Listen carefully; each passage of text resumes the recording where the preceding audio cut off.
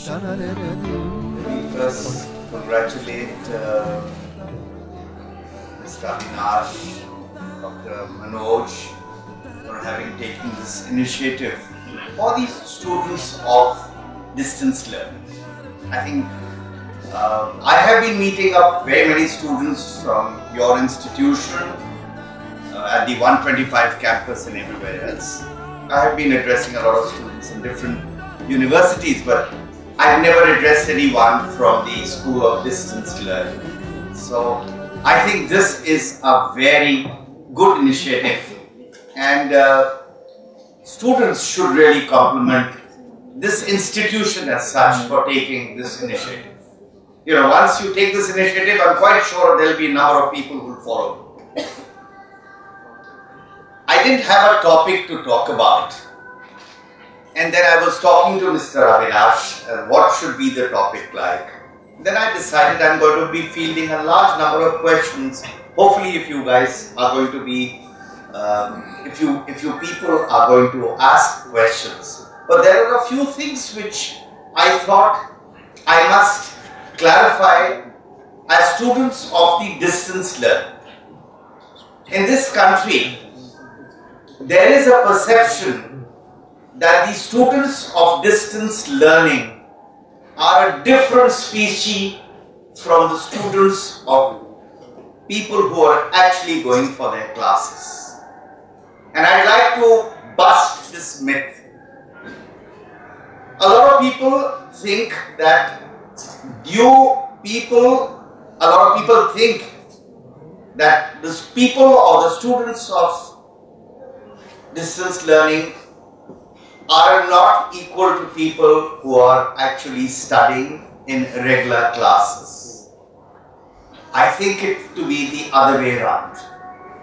And my feeling is that people of distance learning are doing this particular thing besides doing other activities, whether it's a job, whether you people are assisting your parents in business or something else. You are multitasking, and from day one, when you start into this education area, you learn to multitask. You are learning to do many things at the same time. And I'll give you a very simple example. People in the US, people in England are all now moving towards distance learning. King's College in London, I was just talking to some of the faculty people over here who was mentioning that King's College has opened up a distance learning where they will be teaching, and King's is one of the most prestigious institutions. They've opened up a distance learning primarily for people because there are a lot of people who would like to study in King's, in that prestigious university, not able to do it. They are now on a distance learning and are given resources in case you are not able to match up with the curriculum of what is being taught to you through distance learning. So, in case this myth is there in your minds, the first thing what you guys need to do is to feel absolutely different. You are not second raters, please. You guys, you students are among the better ones who are accustomed or who will be doing a multitasking. So this was one thing which I wanted to mention to you people. Now, I don't know how many of you people are working. Would people be raising their hands and let me know how many people are working? Oh, fantastic. I won't be asking these independent questions, but are you working? And is this job where you're working is a job of your choice or just because you needed to do a job? I think this is one of the most core things which a lot of us need to ask ourselves and get the answers. And there will be nobody who will be able to tutor you to get that answer. My question is, did you take up this job because you enjoy working in this particular job or because you needed a job? And I think 80% of the students over here, or even larger number, would say, I needed a job, I took hold of that job. I think the first thing first, what we each one of you need to do after having taken up this job, because job opportunities are fewer, what we are seeing in today's times, is to make an analytical approach, and there's nobody, no teacher of yours can help you do that. You have to invest in yourself in terms to know what are your capabilities. It's a difficult question. It's a very difficult question. Some people take years together to understand, मेरे में क्या हुनर है? Today I may have gone into a particular job because I needed a job. I took that job, whether it was a family requirement or whether it was to kill time or whatever it is, whatever.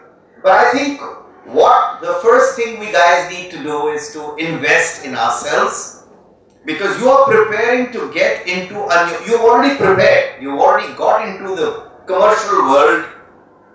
You need to invest enough time to understand, what am I good at? Am I good at this particular activity? Am I a good communicator? Am I good at doing this particular? And then make provisions for yourself to get into that particular job. I'm quite sure people move from one job to the other job. But having invested and gone into this is the first thing which you people need to do, is to understand, this is my core area, this is my strength. Because this is what, once you be able to get the answer that I am good at it, then your 80% of the job would have been done. So that then you, those areas which you are good at. So I think this is something where you people need to invest and assess yourself. Maybe you could take the inputs of your teachers or some of your senior people in terms of this, having a discussion with them, that this is what you feel, and let them do that assessment. Having done that, I think since you people are already in a job, what is it that triggers you to excel better than your other people, than your other colleagues? You're all wanting to grow up in this society, you're all wanting to do better than the other people. See, today's competition is becoming so, you people are lucky. I compare myself, some 20 years ago, we did not have that facility of what you have today. You have people coming and from all different walks of life. We may have studied in one of the premier institutions, but this practice of getting people from the industry coming and communicating with you, not giving you gyan, because I don't think we guys can give you gyan. The gyan is given to you by your teachers largely. We can only share our experience with you. But this experience sharing was never done at that point of time. We had people, the two disciplines available to us in those days was either you became a doctor or you became an engineer. Or you became a babu. And the babu could be classified into very many different disciplines.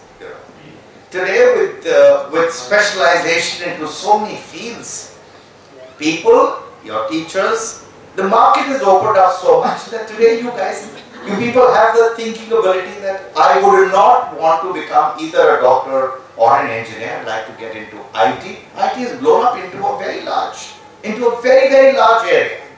I work for an IT company and I know the various disciplines IT has opened up.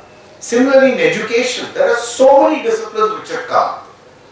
So you people are, not only lucky, but you have the capabilities today to assess and get into something which will take you forward in life, where there will not be a monotony. You will not feel, I always tell my people, when you get to the office in the morning and while going to the office you say, another day of work, you're in the wrong job, son.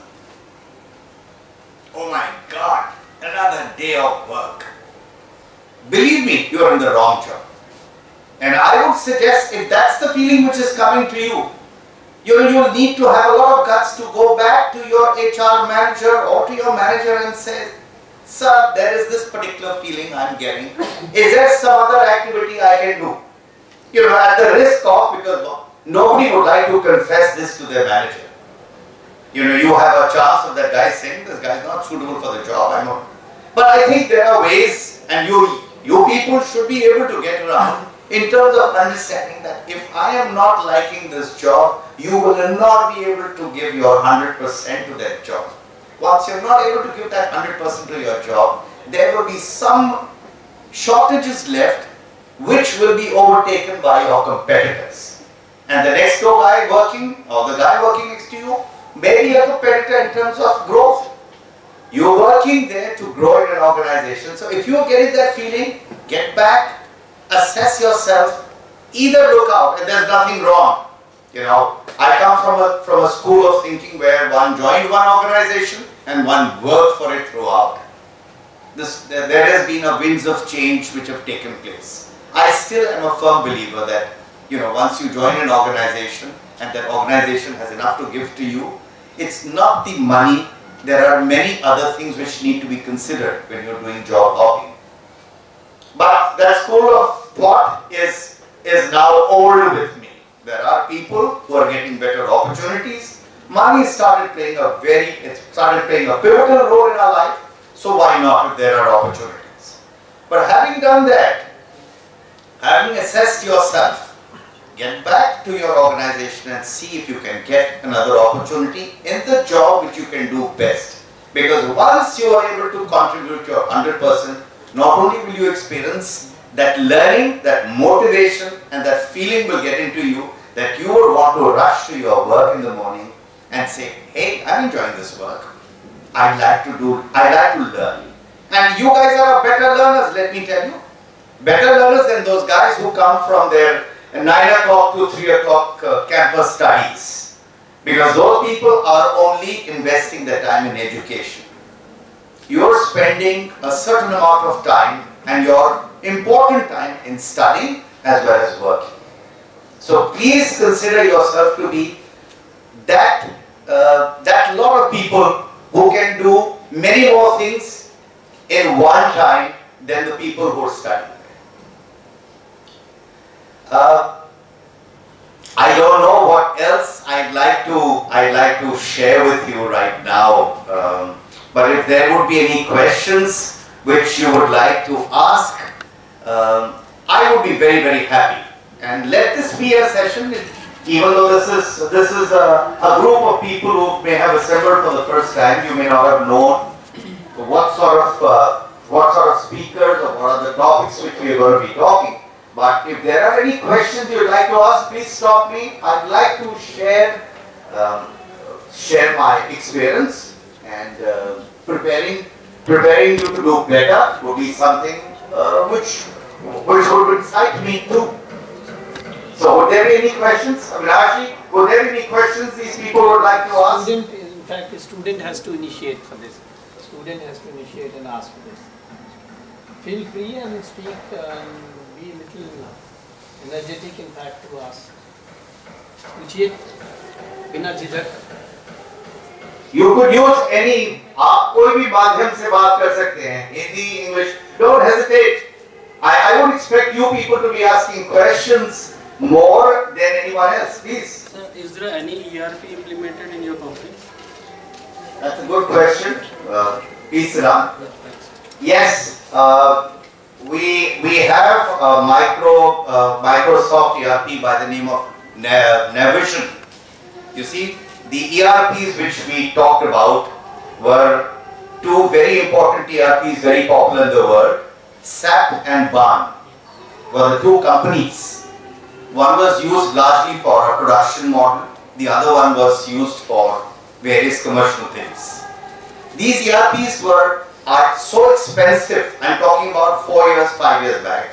These ERPs were so expensive that it was only large organizations, multinational organizations, which could afford buying them. With the result that in India, the project Tata's bought these ERPs. You know, large organizations, Hindustan Lever were using these ERPs. These ERPs have a real good utility. Let's not forget, enterprise resource planning is something which is required as a need of the hour. Till such time that the IT made it possible for you to break up these modules and start bringing down. And because India was a big country which had a major requirement, there are a large number of ERPs which are now available in the country, and my company uses an ERP which is developed by Microsoft, which is Navision, and we are using it extensively, I would say, and it's given us a lot of mileage. You see what happens when you, let me share with you, when I wanted to launch this ERP in this company, I had resistance from the entire group of people, including my general managers. This is a very, very tough thing, and I think this is my experience, I'd like to share with you. Even my general managers were not too keen that I bring this ERP, because the perception at that point of time was, by my bringing this ERP, there would be a reduction of manpower. There would be people who would be asked to go. So it became a very challenging thing for me to get this particular thing. I had to do discussions after discussions to tell people that it was not for the reduction of manpower, but for the processes. Because timely information, what information I can get at the end of the month or the beginning of the month to take a decision on a business call with ERP is possible. Without ERP, I would have to wait for 10 days. I would get my information on the 10th of the coming month. That means I've lost my 10 days in taking that decision. So it was a difficult thing, but ERPs are now very, very essential. And not only essential, I think they are a must for an organization. Yes, sir.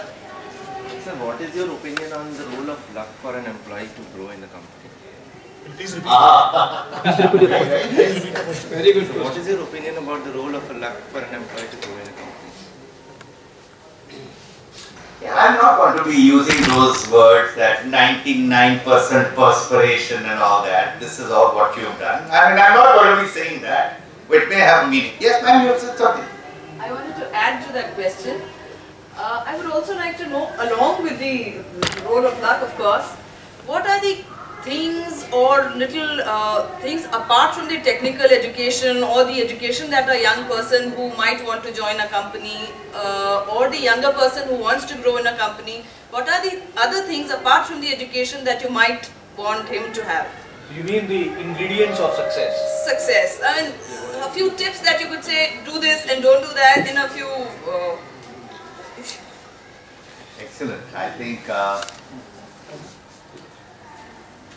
let me first answer your question, then I'll get back to her question. It's becoming interesting, you know. And you know, you've got to excite me to be able to give you whatever best I can, because I haven't prepared. I'd like to address and share my experience, as I mentioned. Look, luck does play a role. I would be fooling myself or shying away from the fact luck does play a role. And let's look this question from another point of view. What is the Hindi word for luck? So, हम हिंदुस्तान में भाग्य को तो बहुत ज़्यादा देते हैं, क्या कहते हैं, हिंदी का वर्ड होता है, अहमियत देते हैं, उर्दू अहमियत देते हैं, महत्व देते हैं, बहुत महत्व देते हैं। बच्चा पैदा होता है तो उसका भाग्य देके उसकी पत्री बनाई जाती है, और सैटरडे संडे को हम लोग न्यूज़पेपर जरूर पढ़ते हैं, और कुछ पढ़े ना पढ़े वो then we go down to our stars कि भाई क्या कहता है. So there is, you see these stars. I am no one, I am not an astrologer, neither have I done this, but these stars do. अब सबसे important चीज आती है, भाग्य बनाया कैसे जाता है. अगर आप भाग्य में बिलीव करते हैं और आप कहते हैं, you ask me a question, what role does luck play? I would say yes, it plays. I won't use the word a significant role, but an insignificant role. But role तो है, भाग्य कुछ रोल तो play करता है. पर अगर आपको उसका, जिसका भाग्य नहीं भी है, उसको अगर भाग्य बनाना है, तो वो भाग्य, that luck will work with work. Luck will work with work. A guy can keep on sitting and saying, आज मेरे को, मैंने अपना लक पढ़ा, उसने कहा मैंने वो कपड़ा पहना, I was told to wear a peach shirt, So I wore that. I was told that this, and let me sit down. No, sir. Luck will not work there. But luck will work. How do I create that luck? By saying, alright, I am doing this, I will excel this today. The stars are favoring me today. So I will wear that peach shirt. Alright? I will do exactly what this particular 10-liner statement has said. Alright? These are my traits. And again, I have invested myself. Because I have invested myself, what am I good at? Let me bring that goodiness in terms of this particular work and see how I excel. And let me tell you, you will excel. You will win. You have to win that. Now coming back to your question.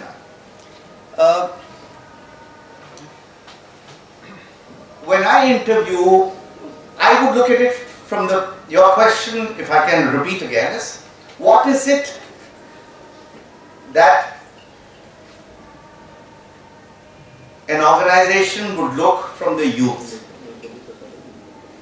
I think it's a very relevant question. Apart from the technical qualifications that you need, of course, apart from that, what is it that you need? You have a person addressing to you today.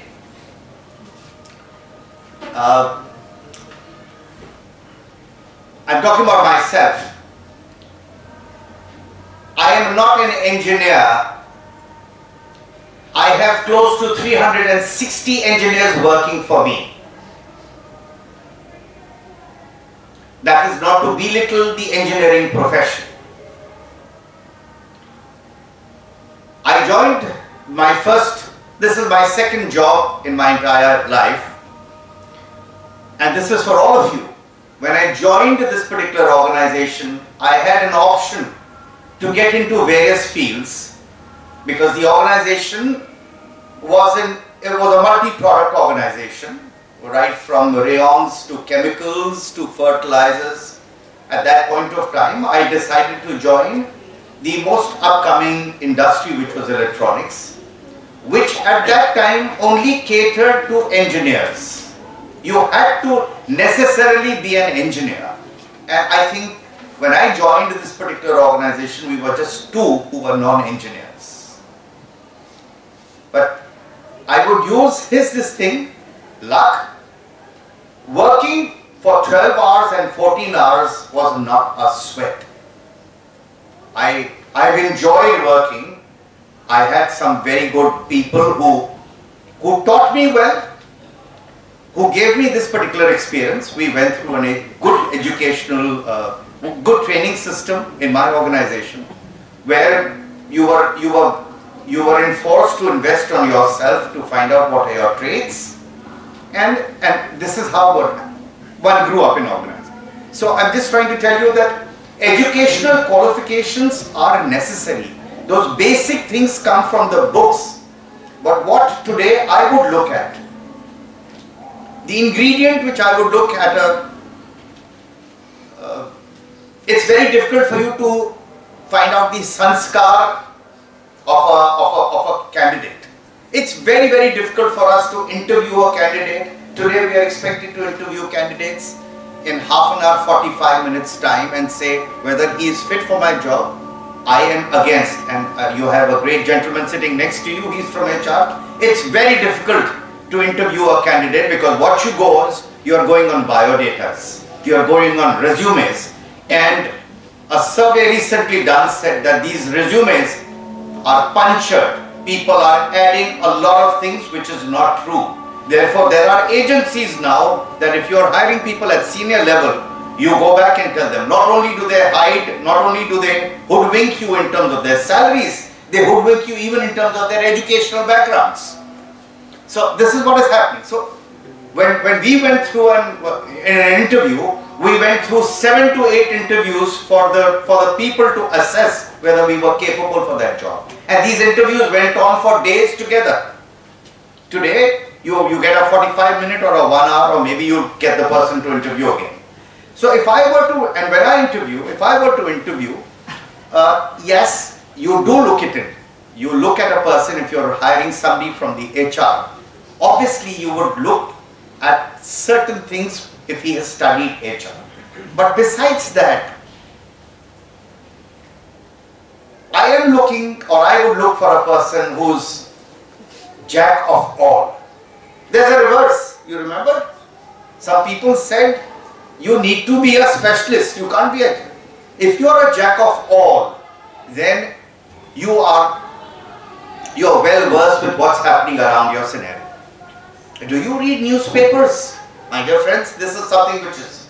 Newspaper reading is something very, very... Getting back to your question, I don't want to digress. So I would look at... There are 3-4 things which should... which is the first impression. Are you groomed well? You're coming for an interview, or you're looking for somebody who's come to meet you for a job. Is he groomed well? When I say groomed well, is he dressed up? When you go for a wedding, do you give importance to that activity? You dress the best at your wedding.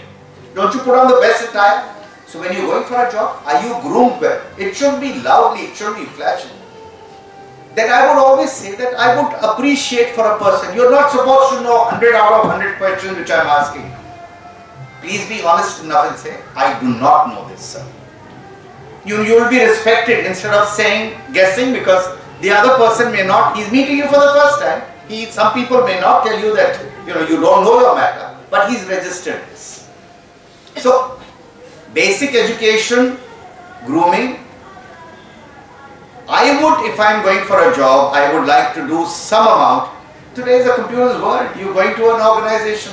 Do some background check about that organization. What is the good of that organization? What are the products they're doing? Because this is the only opportunity for you to get into the job. आपका 45 minute का 50 minute का interview होता है. Imagine if you were to talk about that organization and say, look, I know these are the products you are in. You are scoring a brownie point, which can be related to luck. You are building up your own luck with the interviewer or a panel of interviewers over there.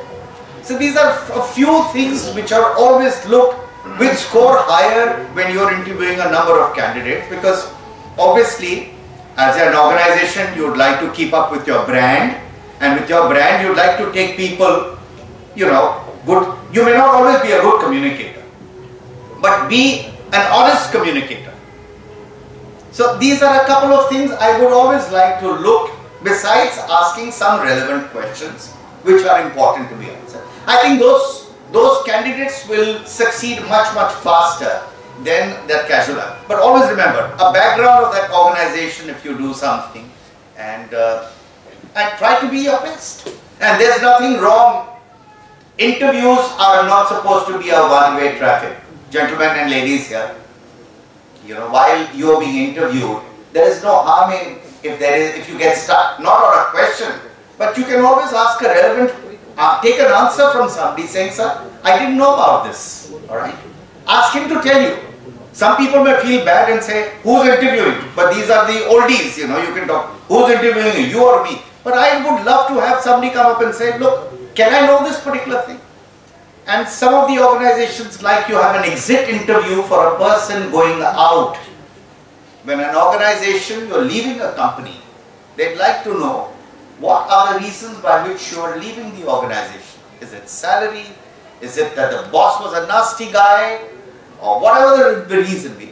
A lot of companies and the HR people, with my due respect to all here, they'd like to curb this, a lot of things, but an exit interview is becoming an important thing. Sometimes some organizations do encourage, some organizations, and I know about Levers, Hindustan and Lever, they do encourage your going back to the interviewer and saying, what were my shortcomings? Because if you get to know your shortcomings, it prepares you for the next interview, it prepares you for the next job. So, listen, I think पहले मैं खुद अपने आप को समझ लूँ कि मेरे में capabilities क्या है, फिर प्रोग्रेस करना तो बहुत आसान हो जाता है, पर वो इन्वेस्टमेंट हम लोग नहीं करते. We guys don't do that investment in terms of saying, hey, this is, because 80% of the time, jobs are few, I get into the, पहले job तो लो यार, पहले job लो, पहले वो बस के अंदर सीट तो ली जाए, फिर हम आगे पीछे देखेंगे कि भाई क्या करा जाएगा. This is, but I think change. We will have a lot of youngsters like you becoming entrepreneurs. We will have that. You see, I am now seeing a lot of people at that point of time. If your father had a business, you would do business. But if your father didn't have any business, you would say, job was mine only. Because, and then there was a run towards government jobs. These are secure jobs. Sir, the government jobs are no longer going to be. They are getting back now into appraisals. It is not that 3 साल बाद आपको काम करें ना करें, आपको efficiency बार के ऊपर आपको growth मिलेगी. The government is changing. All governments all over. Even the Indian government is changing. So the government jobs are also going to be very, very demanding. And I see a large number of youth today saying, hey, I think I have the potential.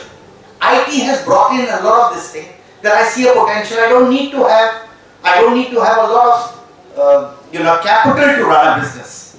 I can do with very little capital, 4 or 5 people pool in together and they start this particular thing, which is a very, very good thing happening in this country.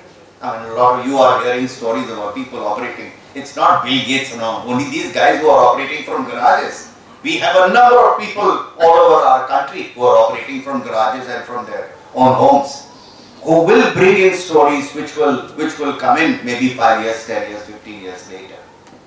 Now, America is a country which believes a lot in propaganda. It's a developed country. They are much ahead of us. So we will also have a large number of people becoming entrepreneurs. Any other question which I can, I don't know if it's, I have done justice to... Yeah, you can. So what is the importance of online education?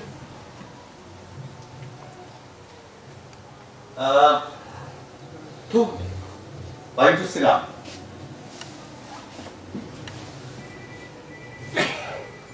An online education will prepare you to study.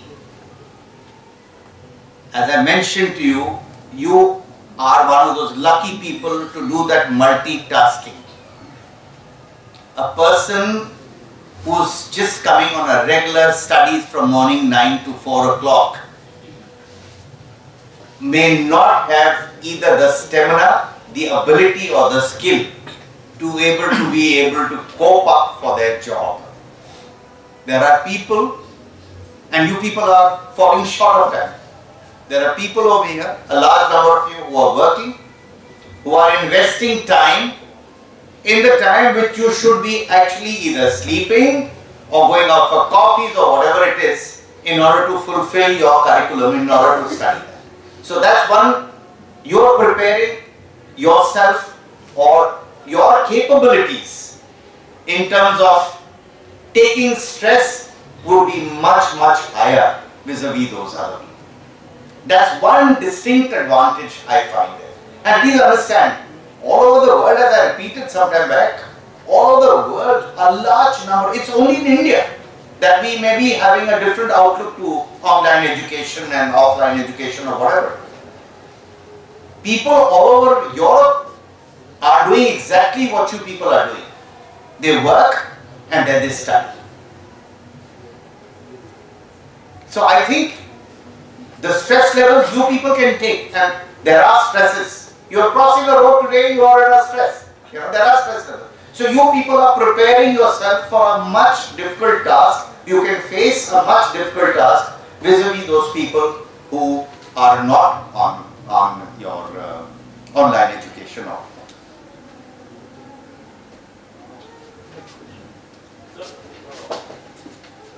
What are the qualities one should have for succeeding in life? According to you? I really don't know what are the qualities one would have. Be honest to yourself first. This always will remain the most important thing in one's life, in morality, in your sanskar and everything. Be what you are. Don't try to ape somebody else. Let people start aping you. So if you want to progress, and hard work. These are things which you've been hearing from your parents, the parents have heard from their parents, it's been coming. But there is no change in this particular thing. Success, comes only with hard work. Yes, certain amount of luck also does play. But success comes in only. To be successful, these are just 2-3 things. You got to put in your best.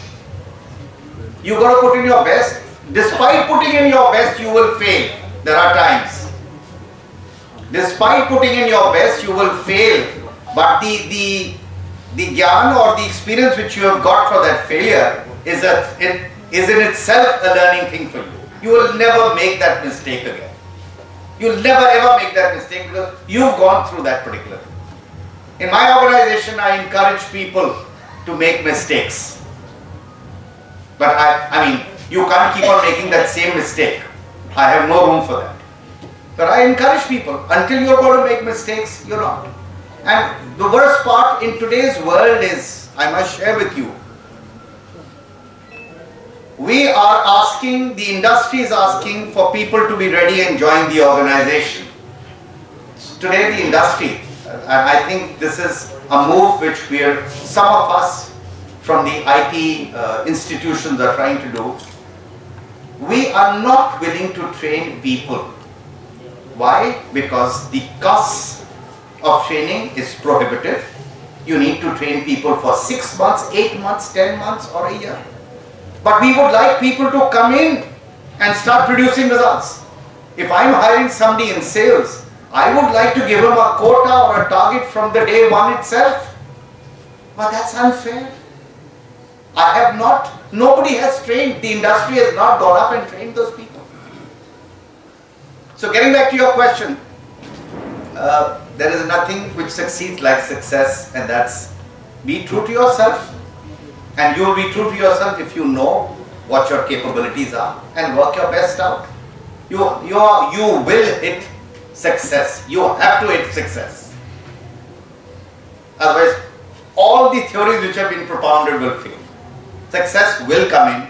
Some may get it early, some may get it late. But hard work always pays. Always pays. Because it's not only that hard work, the amount of time you're doing in order to learn something or deliver something. You're on the job for so many hours. You're spending time. And once you're spending time, you're taking a specialization to yourself. And once you're getting into that, a specialist never fails. I would say that.